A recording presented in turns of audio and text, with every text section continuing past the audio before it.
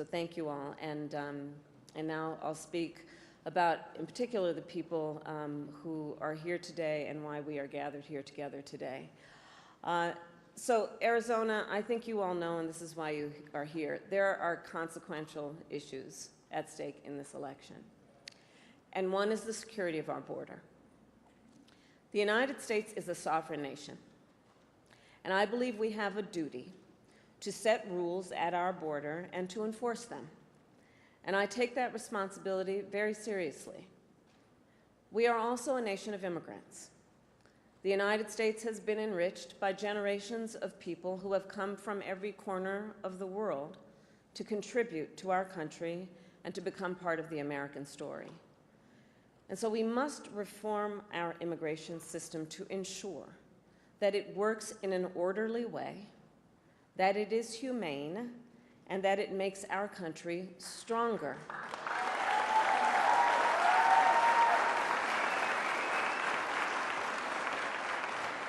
So I've just come from visiting the border and the port of entry in Douglas. I spoke with dedicated agents from Border Patrol and Customs officers who every day see the overflow of commercial traffic through the port. These men and women who work there and at other places along our southern border help keep our nation secure. And they need more resources to do their jobs, which is why we have and are in the process of investing $500 million to modernize and expand the port of entry here in Douglas.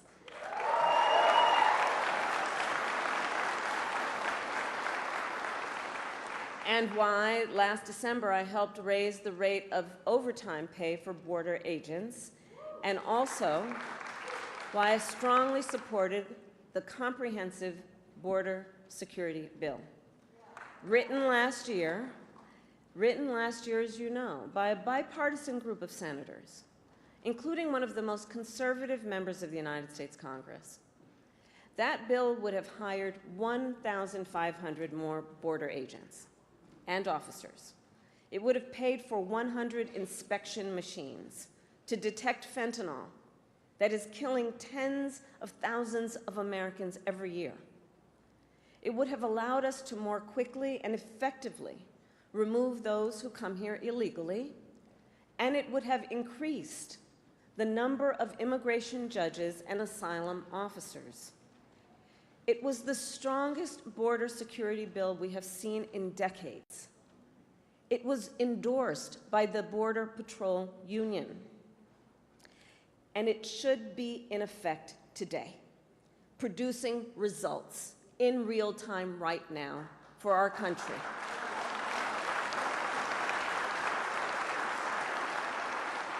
But Donald Trump tanked it. He picked up the phone and called some friends in Congress and said, stop the bill. Because you see, he prefers to run on a problem instead of fixing a problem. And the American people deserve a president who cares more about border security than playing political games and their personal political future.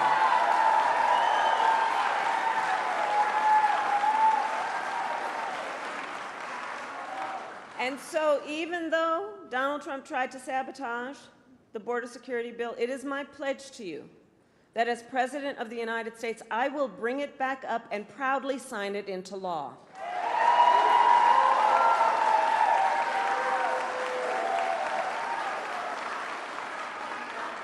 And let me say, the issue of border security is not a new issue to me. I was Attorney General of a border state for 2 terms.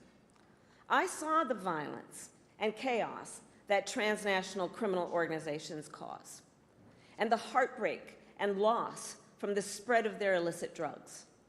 I walked through tunnels that traffickers used to smuggle contraband into the United States. I've seen tunnels with walls as smooth as the walls of your living room, complete with lighting and air conditioning, making very clear that it is about an enterprise that is making a whole lot of money in the trafficking of guns, drugs, and human beings. And my knowledge on how they work comes from the fact that I have prosecuted transnational criminal organizations who traffic in guns, drugs, and human beings. My team and I broke up a heroin trafficking ring in the Bay Area with ties to Mexican cartels. We took down a gang working with the Sinaloa cartel to traffic methamphetamine into the United States. We seized millions of dollars worth of cocaine from the Guadalajara cartel and broke up a drug trafficking operation including pill mills and so-called recovery centers that were pushing opioids with deadly results.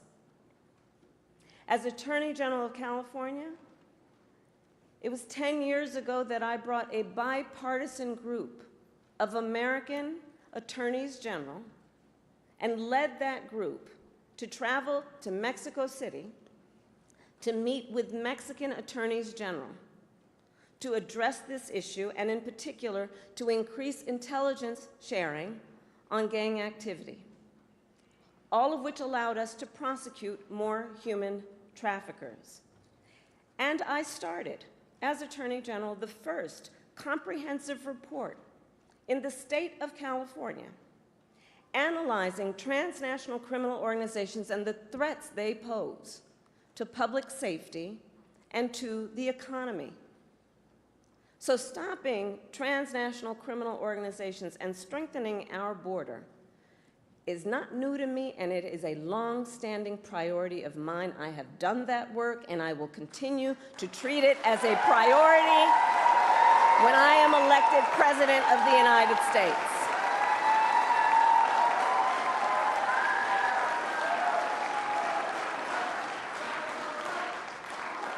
And it is my pledge to you, understanding how solutions get formed, that I will reach across the aisle and I will embrace common sense approaches and new technologies to get the job done. Because I know transnational gangs coming across the border, trafficking in guns, drugs, and human beings could care less who somebody voted for in the last election. They could care less. They've got one goal in mind. And it is therefore critically important that anybody who calls themselves a leader would work with other leaders for common sense solutions, understanding the pain and the suffering that Americans are experiencing if we don't work together to fix these problems. And look, transnational gangs, one of the things I know about them, they are always innovating. So to disrupt them, we must do the same. And that means, again, working together in real time, grounded on finding common sense approaches, not just about some rhetoric at a rally, but actually doing the work of fixing a problem.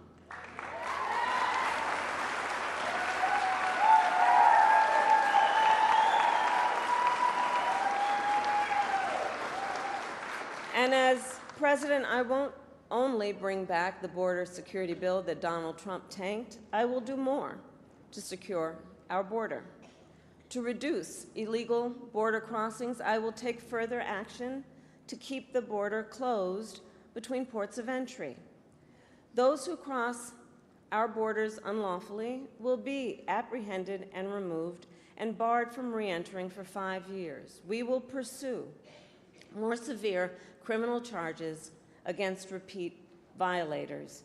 And if someone does not make an asylum request at a legal point of entry and instead crosses our border unlawfully, they will be barred from receiving asylum.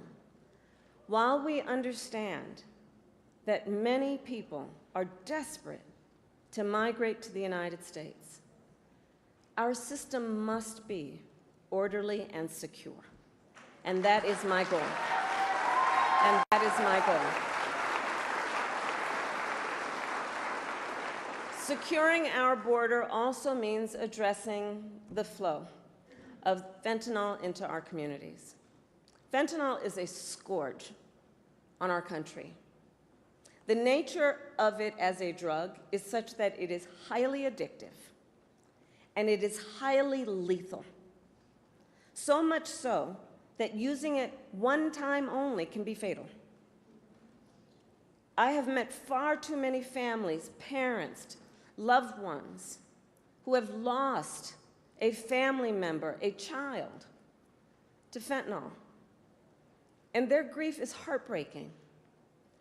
And the devastation caused by fentanyl is being felt from rural communities to big cities.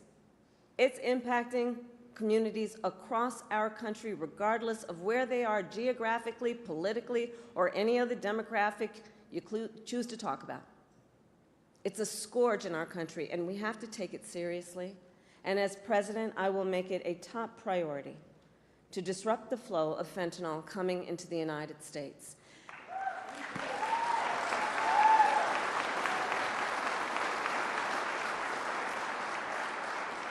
And I know everyone here understands that most of the fentanyl in America comes from two cartels based in Mexico. Most often, they are smuggling it through vehicles at legal ports of entry, like the one I visited today.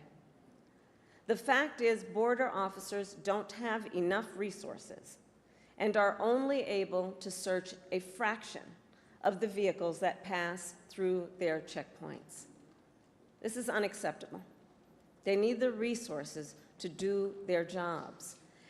And as we could have done with that border security bill, I will surge support to law enforcement agencies on the front lines, more personnel, more training, and more technology, including 100 new inspection systems that can detect fentanyl hidden in vehicles. And we will make sure that our ports of entry, including airports and seaports, have additional state-of-the-art technology to detect fentanyl and the chemical tools used to make it. I will also double the resources for the Department of Justice to extradite and prosecute transnational criminal organizations and the cartels. Yes.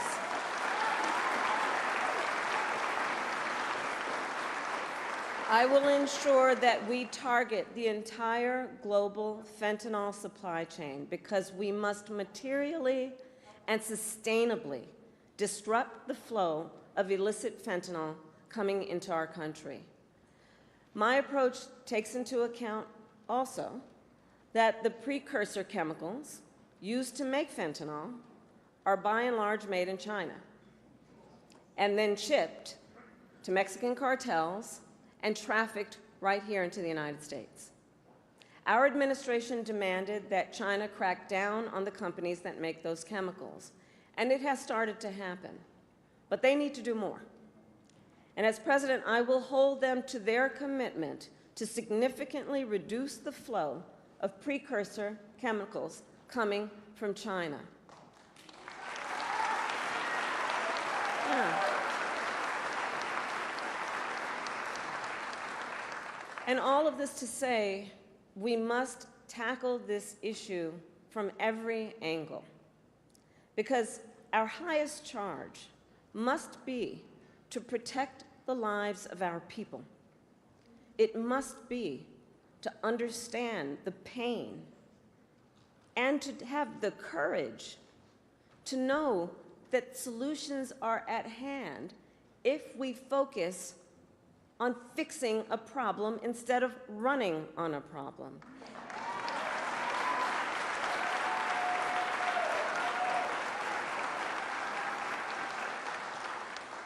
And on this issue, writ large, we must ensure that our country remains strong and competitive, which includes fixing our broken immigration system.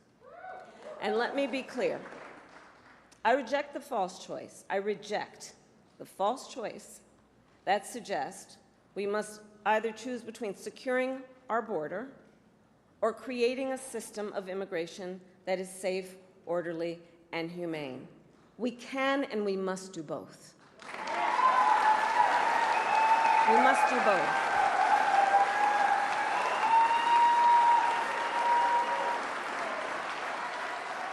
And we need clear legal pathways for people seeking to come into our country. And we must make our current system work better. For example, it can take years for asylum claims to be decided. Well, this is a problem we can solve, including by hiring more asylum officers and expanding processing centers in people's home countries. And as president, I will work with Congress to create, at long last, a pathway to citizenship for hardworking immigrants who have been here for years. For years.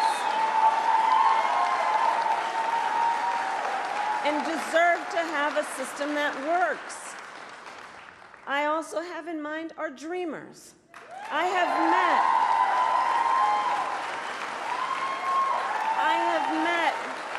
with so many of our dreamers throughout my career. They who have grown up in the United States, were educated here, pay taxes here, serve in our military, and contribute to our communities every day.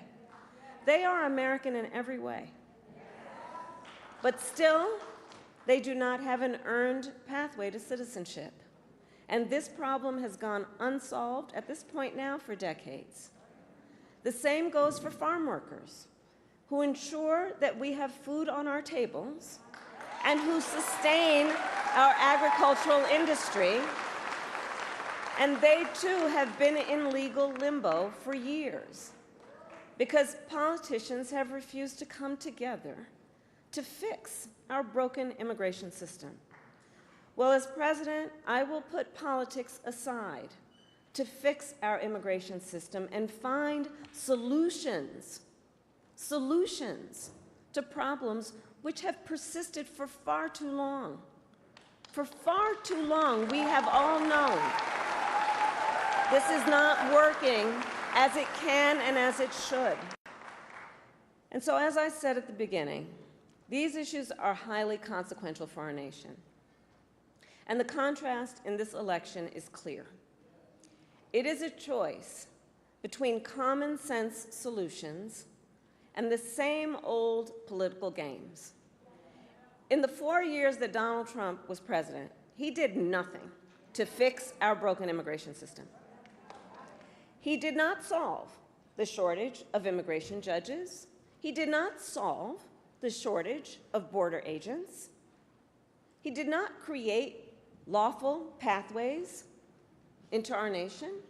He did nothing to address an outdated asylum system and did not work with other governments in our hemisphere to deal with what clearly is also a regional challenge.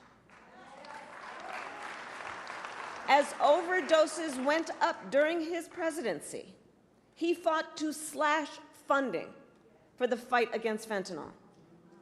And what did he do instead? Well, let's talk about that. He separated families. He ripped toddlers out of their mother's arms, put children in cages, and tried to end protections for dreamers. He made the challenges at the border worse. And he is still fanning the flames of fear and division. And let me be clear, that is not the work of a leader. That is not the work of a leader. And that is, in fact, I think we all believe, an abdication of leadership.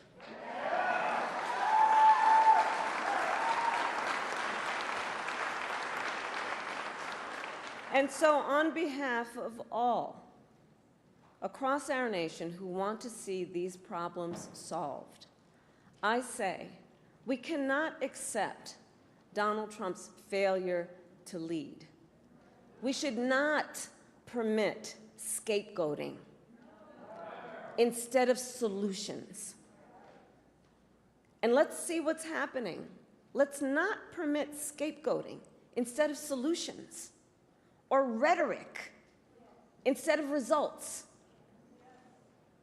As your president, I will protect our nation's sovereignty, secure our border, and work to fix our broken system of immigration.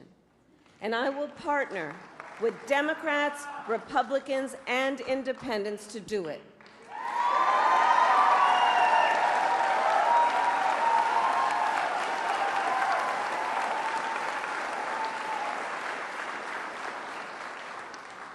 Arizona, it is time for us to turn the page on the ugly battles that have characterized our politics. And it is time to move forward together to achieve real solutions that make our country stronger. And I know we can get this done. I know we have the will. I know we have the courage. I know the solutions are at hand, and I know we are ready. And so with all of that, I say thank you. May God bless you, and may God bless the United States of America.